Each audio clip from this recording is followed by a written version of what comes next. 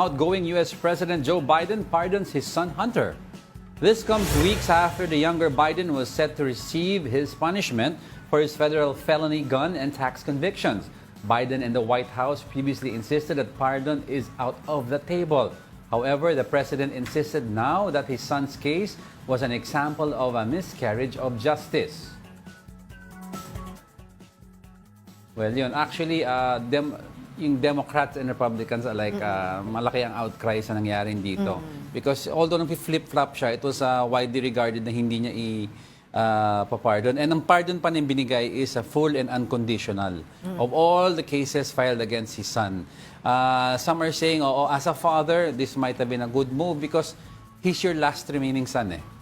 And then wala na yung isa kasi, wala na diba? isa. You will lose him pa to prison. But then again kasi, to pardon your son of cases already na convicted, tried and convicted.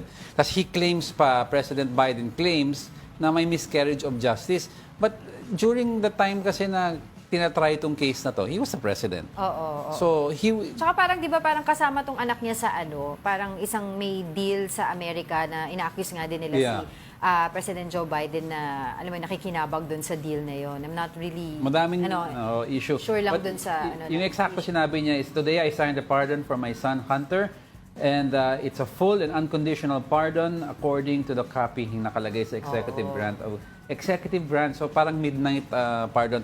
Mind you, this a presidential pardon or a full pardon, unconditional, cannot be rescinded by the next president or any president for the matter. Ang sinasabi ng ibang mga, alam mo na, mga experts doon, legal experts, mga political experts doon, sinasabi na Biden has now made it easier for Trump to abuse clemency power again. But of course, the President-elect Donald Trump has quick statement, issuing statement, sinabi niya na pag upo daw niya yon, he will fix right away yung US process justice system doon sa kanyang sector. Oo. Pero kasi napahiya dito ang ginawa ni Biden, ni President Biden, napahiya ang DOJ. Yung Justice Department nila.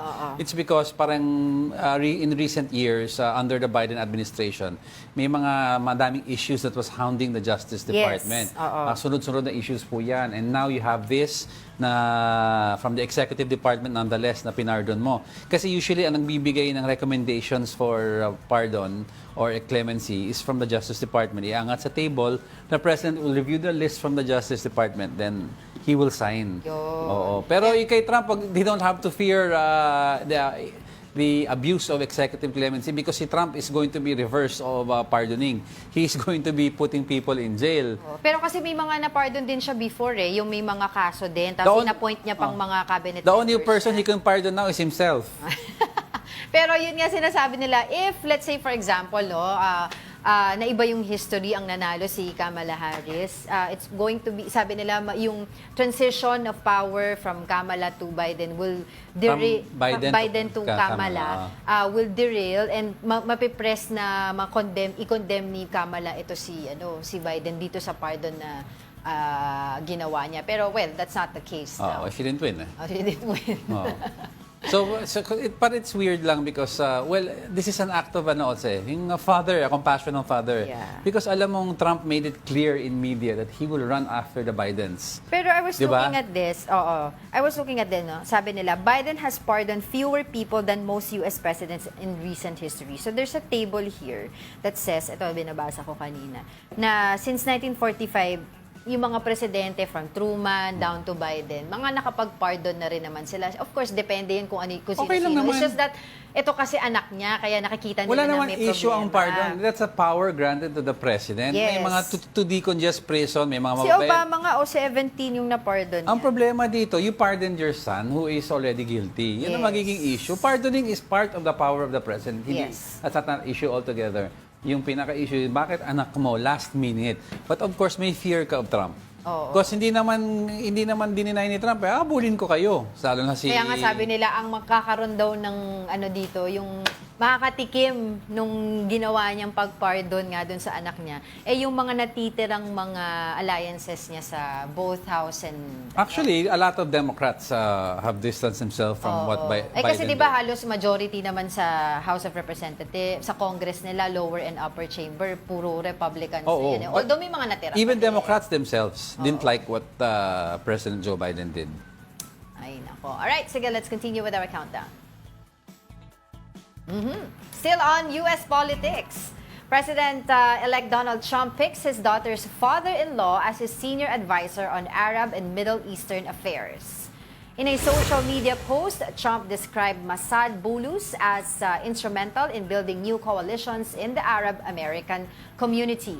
The Lebanese-American businessman was also essential to Trump's campaign in Arab-American community in Michigan.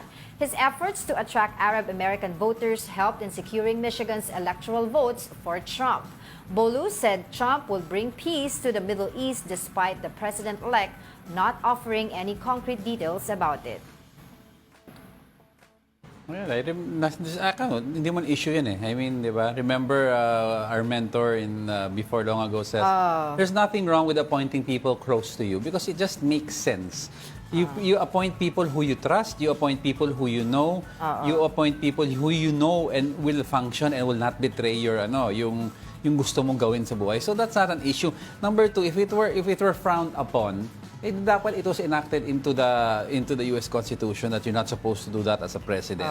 But that is his prerogative. Pero ito nga, isa sa mga pinag-uusapan nga din nila, yung tungkol pa rin dito sa pardon, last week, Trump announced that he was nominating one of his 2021 pardon recipients. Si Trump pa rin to, Charles Kushner, the father of his son-in-law, Jared Kushner, to be, maia-appoint niya, kaya dinugtong ko dito, U.S. Ambassador to France. Kushner had been convicted of campaign finance violations, tax evasion, and witness tampering in 2005 and served 2 years in prison.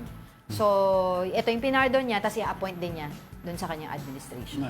It's different from pardoning your son on midnight, na guilty. Ito naman din, serve 2 years in prison, tapos political cases. You could claim that's political cases. This one is felony charges. These are criminal charges. Gun charges nonetheless, di ba? Gun charges and tax evasion. Ito, convicted campaign finance violations and tax evasion. Well, he is the incoming president and if he were to be held accountable... And he is outgoing president. No. President Trump, Si Biden. President-elect Trump is an incoming president. If they want to hold him accountable sa ginawa niya, then file an impeachment case in Congress. But President Biden has nothing to lose. Because alam niya, tapos na ako eh. So that was very distasteful, di ba? Dapat hinayaan na niyang tanggapin yung punishment yung anak niya. Sayang yung reputation naman niya is talagang na. Legacy, Pero legacy down the drain. sana. Whatever was left, Yes. down the drain daw. Oo.